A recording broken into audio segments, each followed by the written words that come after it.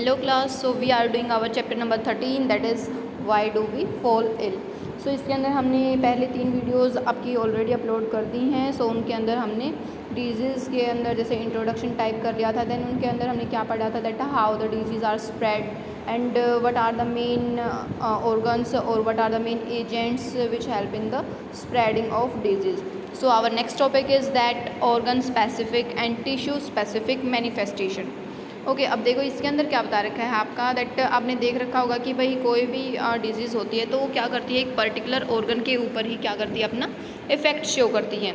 ये नहीं है कि कोई भी डिजीज़ हो गई तो उन सभी का क्या है, जो प्लेस होगा वो क्या है आपका एक ही होगा. देखो आपका यहाँ पर लिख रखा है that the body is very large and compare to the microbes, कि जो माइक्रोब्स होते हैं उनकी तो बिल्कुल स्मॉल बॉडी होती है. आप एक तरीके से ये मान सकते हो कि वो तो माइक्रो ऑर्गेनिजम्स होती हैं, बट ह्यूमन बॉडी है वो बहुत बड़ी होती है. इट मीन्स उसके अंदर क्या क्या प्रेजेंट होते हैं, हमने जैसे पहले पढ़ा था कि सेल्स प्रेजेंट होती है, देन टिश्यू ऑर्गन्स प्रेजेंट होते हैं and then organ system present होता है. ओके अब क्या होता है कि सारे के सारे जो माइक्रोब्स होते हैं वो सभी के सभी सेम टिश्यू या फिर सेम ऑर्गन के ऊपर अपना इम्पैक्ट है जो वो शो नहीं करते हैं.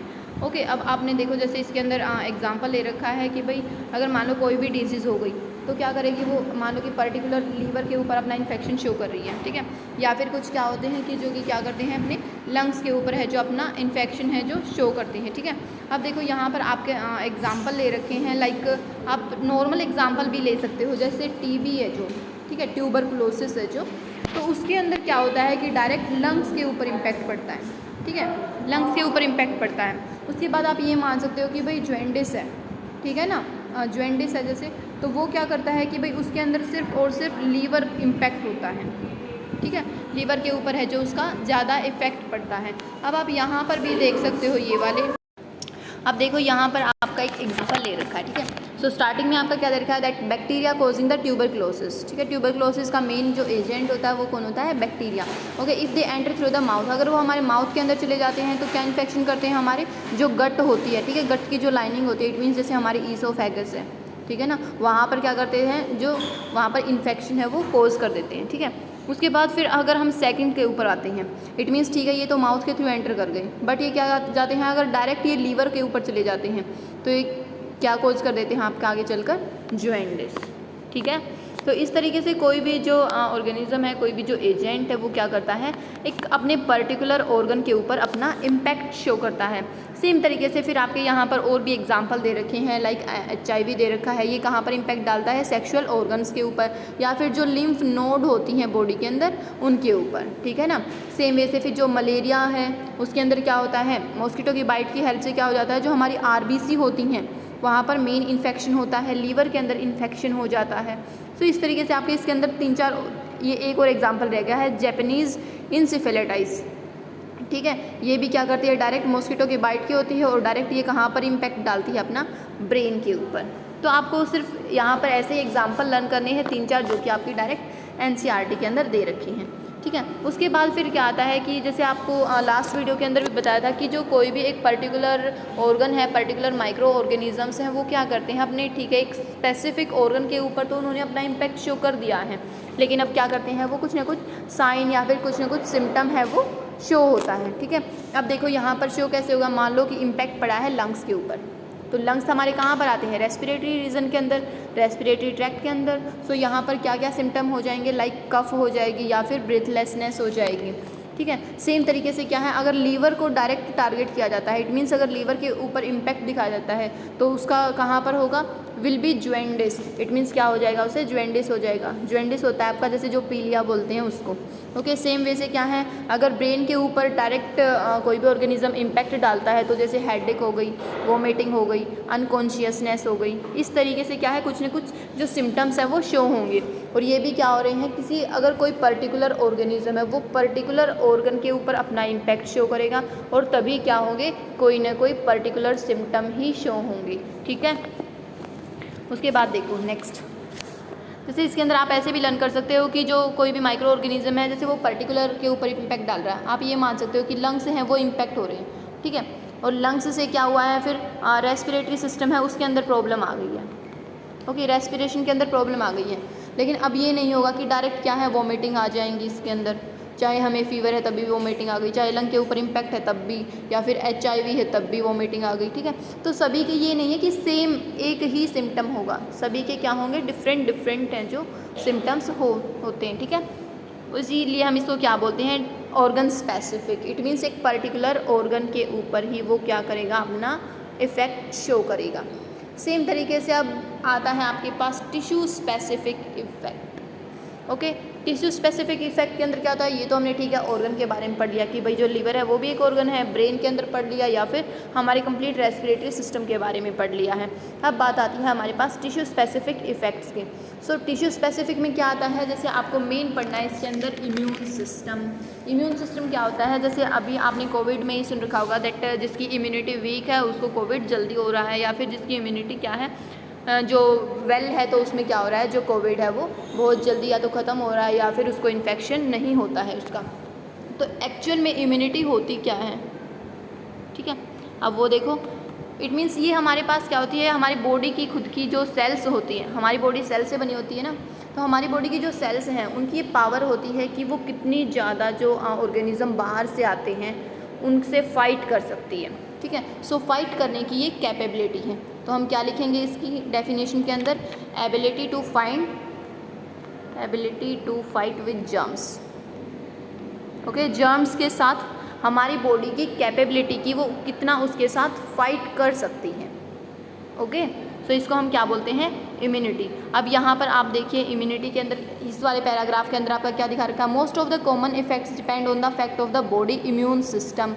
और अभी क्या है कि जो इम्यूनिटी पावर मतलब हमारी बॉडी के अंदर है, सो जैसे हमारी बॉडी के अंदर कंप्लीट वे से क्या होता है, रेस्पिरेटरी सिस्टम सुना आपने, डाइजेस्टिव सिस्टम सुना है, सेम वे से बॉडी के अंदर इम्यून सिस्टम भी होता है, जो कि किसके लिए रिस्पॉन्सिबल होता है कि जब भी कोई जो जर्म्स हैं, ठीक है, मान लो ये जर्म्स हैं, इसने ह्यूमन बॉडी के ऊपर अपना इम्पैक्ट डाल दिया, अपना इफेक्ट डाल दिया, ठीक है। मान लो ये जर्म बैक्टीरिया ही है, ठीक है, और ये बैक्टीरिया ह्यूमन बॉडी के अंदर एंट्री कर चुका है, तो क्या होगा, ह्यूमन के अंदर जो इम्यून सिस्टम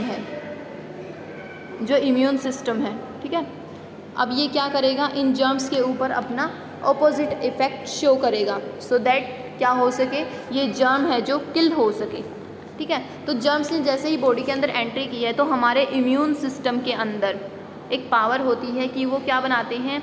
अब जैसे जर्म्स आए हैं, आप ये मान सकते हो कि ये क्या आए हैं, बाहर से एनिमी आए हैं हमारी बॉडी के अंदर, और क्या करना, अब इनको मारना है। तो इनको मारने के लिए हमारी बॉडी के अंदर कुछ ना कुछ हथियार होने चाहिए ना, तो वो हथियार क्या होंगे हमारे पास, इसके अंदर हमारे पास क्या होती हैं, एंटीबॉडीज़। ये नाम भी आपने सुन रखा होगा अभी कोविड के अंदर, एंटीबॉडीज़, ठीक है। ये एंटीबॉडी क्या है, ये इम्यून सिस्टम बनाता है, ठीक है। आप ये मान सकते हो कि ये हमारी बॉडी के सोल्जर्स हैं, जो कि क्या करेंगे, बाहर से आने वाले जो ये एनिमी हैं, जो ये जर्म्स हैं, इनके ऊपर क्या करेंगे, अपना इफेक्ट शो करेंगे और इनको किल कर देंगे और हमारी बॉडी को है जो बचा लेंगे, ठीक है। अब जो ये एंटीबॉडीज़ होते हैं, ये हमारी प्रोडक्शन कहाँ से होती है, इट मीन्स हमारी बॉडी के अंदर इनकी प्रोडक्शन होती कहाँ से है। तो जो एंटीबॉडीज़ होते हैं वो हमारी बॉडी के अंदर, जैसे जो हमारे पास WBCs होती है ना, वाइट ब्लड सेल्स, यहाँ से इनकी प्रोडक्शन होती है। और एक और बात याद रखना, जो WBC होती है उनको हम क्या बोलते हैं, सोल्जर्स ऑफ द सेल, ठीक है, सोल्जर्स ऑफ सेल, क्योंकि सोल्जर्स का ही मेन फंक्शन क्या होता है कि हमारी प्रोटेक्शन करना। अब सोल्जर ही क्या प्रोड्यूस करेंगे, एंटीबॉडी प्रोड्यूस करेंगे, और ये एंटीबॉडी ही क्या करती हैं, आगे चलकर जो जर्म्स होते हैं उनके साथ फाइट करती है और क्या कर लेती हैं, उनको किल कर देती हैं, ठीक है। और आपने देखा होगा ना कि मान लो कि कोई भी इन्फेक्शन हो जाता है, ठीक है, कई बार इन्फेक्शन हो जाता है, तो वहाँ पर क्या आ जाती है, थोड़े दिन के बाद इन्फ्लामेशन आ जाती है, इट मीन्स एक स्वेलिंग से आ जाती है। अब मान लो कि हमारे हाथ पर ही कुछ लग गया, ठीक है, तो वहाँ पर क्या आ जाएगी, थोड़े 1-2 दिन के अंदर ही या फिर कुछ टाइम के बाद ही क्या है, वहाँ पर थोड़ी थोड़ी स्वेलिंग आनी स्टार्ट हो जाएगी। अब वो स्वेलिंग किस चीज़ का इम्पैक्ट शो कर रही है कि भाई हमारी बॉडी ने उसको पहचान लिया है कि बाहर से कोई ना कोई जो जर्म है वो बॉडी के अंदर आया है, और हमारी बॉडी ने उसके ऊपर क्या है, उसके अपोजिट में रिएक्शन शो की है कि भाई हमारे बॉडी के अंदर क्यों आया है, तो इसलिए क्या होगी, वहाँ पर इन्फ्लामेशन होती है, ओके, उसको मारने के लिए, ठीक है ना, इन्फ्लामेशन होती है। अब इस इन्फ्लामेशन में ही क्या हो जाती है, स्वेलिंग होती है। अब आपने देख रखा होगा कि स्वेलिंग होगी तो पेन भी होता है, ओके, और बहुत सारे केसेस में फीवर भी हो जाता है। तो इस तरीके से क्या होता है कि जो टिश्यू स्पेसिफिसिटी है वो इम्पैक्ट डालती है, इट मीन्स कहाँ के टिश्यू, इट मीन्स किस ऑर्गन के टिश्यू है वो ज़्यादा इफ़ेक्ट हुए हैं उस जर्म की हेल्प से। जैसे यहाँ पर आपका एग्जांपल ले रखा है HIV इन्फेक्शन, ठीक है। HIV इन्फेक्शन ने क्या किया, हमारी बॉडी के अंदर एंट्री की, और क्योंकि ये HIV क्या एक वायरस है, ठीक है, इसलिए ये हमारी बॉडी के अंदर गया और इसने इम्यून सिस्टम को मतलब डैमेज करना स्टार्ट कर दिया, ठीक है। इससे पहले क्या होगा, thus many of the effects of HIV AIDS are because of the body can no longer fight off many minor infection that we face every day. It means मान लो कि जो HIV है उसने हमारी बॉडी के ऊपर इफेक्ट डाल दिया, ठीक है। जैसे ही उसने एंट्री की तो हमारे इम्यून सिस्टम की इतनी पावर थी कि भाई वो उससे लड़े, लेकिन क्या है, सक्सेस नहीं हो पाई। अब सक्सेस नहीं हो पाए तो क्या है, जो बाहर से जर्म्स आए थे, जो एनिमी आए थे, उन्होंने ज़्यादा इफ़ेक्ट डाल दिया हमारी बॉडी के ऊपर, और हमारी जो बॉडी के सेल हैं, जो टिश्यू हैं, मेन जो इम्यून सिस्टम की थी सेल्स, उनके ऊपर ज़्यादा इफ़ेक्ट डाल दिया और क्या है, उनको किल कर दिया। अब सोल्जर ही मर गए हैं, ठीक है। इट मीन्स हमारी बॉडी की जो सेल्स हैं, जो एंटीबॉडीज़ बनाने वाली थी, जो WBC थी, वही क्या कर दी हैं, इसने किल कर दी हैं। किसने, जो जर्म्स आए थे उन्होंने। तो क्या है, जो हमारा इम्यून सिस्टम होगा वो क्या हो जाएगा, ख़त्म हो जाएगा, और हमारी बॉडी के ऊपर धीरे धीरे जो जर्म्स हैं उनका ज़्यादा इफेक्ट शो होगा। अब ज़्यादा जर्म्स हमारी बॉडी के अंदर एंट्री कर गए तो क्या होगा, ऑब्वियसली बात है कि ज़्यादा डिजीज़ कोज हो जाएगी, ज़्यादा जो डिजीज़ है वो स्प्रेड हो जाएगी, ठीक है ना। इसी तरीके से फिर देखो यहाँ पर ही लिख रखा है आपका ये वाला, यस ये वाला, इस वाले पैराग्राफ के अंदर देखो, it is important to remember that the severity of the disease manifestation depend on number of microbes. Number of microbes मतलब पहले स्टार्टिंग में क्या हुआ कि नंबर ऑफ जो माइक्रोब्स हैं वो आपके क्या हैं, बिल्कुल कम हैं, ठीक है। अब बिल्कुल कम है तो क्या है, हमारी बॉडी के अंदर जो सोल्जर हैं, ठीक है ना, जो सोल्जर हैं, जो क्या है WBC है, वो क्या है, ज़्यादा है, तो इनको किल कर देगी। अब अगर ये नंबर ऑफ माइक्रोब्स ज़्यादा हो गए और हमारे सोल्जर कम पड़ गई तो क्या है, ये उल्टा इफेक्ट दिखाना शो कर देगी, तो हमारी बॉडी है जो वो, उसको डिजीज़ है जो लग जाएगी, ठीक है। सो ये हो गया हमारा ये वाला topic, that is tissue specific और ऑर्गन स्पेसिफिक मैनिफेस्टेशन, ठीक है। अब इसके बाद फिर देखो यहाँ पर आपका नेक्स्ट टॉपिक आता है, that is principle of treatment. It means अब क्या हो गया है कि भाई ठीक है, डिजीज़ तो हो गई है, ठीक है, डिजीज़ हो गई है, अब उसको कैसे ट्रीट किया जा सकता है, किस तरीके से उसको हम ट्रीट करेंगे, ओके। तो यहाँ पर देखो प्रिंसिपल ऑफ ट्रीटमेंट के अंदर आपको क्या लर्न करना है। मेनली क्या होता है कि प्रिंसिपल ऑफ ट्रीटमेंट के अंदर हमारे पास दो एक तरीके से आप ये मान सकते हैं, दो ऑप्शन होते हैं, ठीक है। पहले वाला ऑप्शन क्या है, by reducing the effect of disease, ठीक है, या तो हम क्या करेंगे, reducing the effects of disease, यानी कि हमें क्या करना है, उस डिजीज़ के इफेक्ट को क्या करना है, कम करना है, रिड्यूस करना है। और सेकंड क्या है, बाय किल द जर्म्स,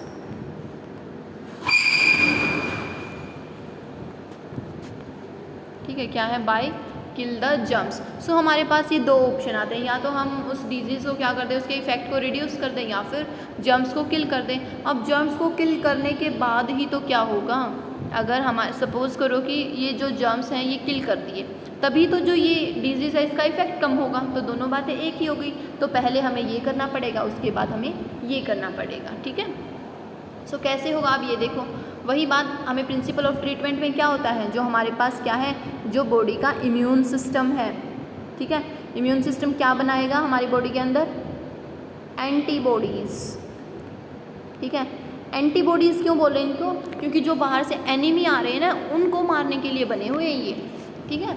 इसको क्या बोलेंगे हम, एंटीबॉडीज़, या फिर हम क्या ले सकते हैं, एंटीबायोटिक।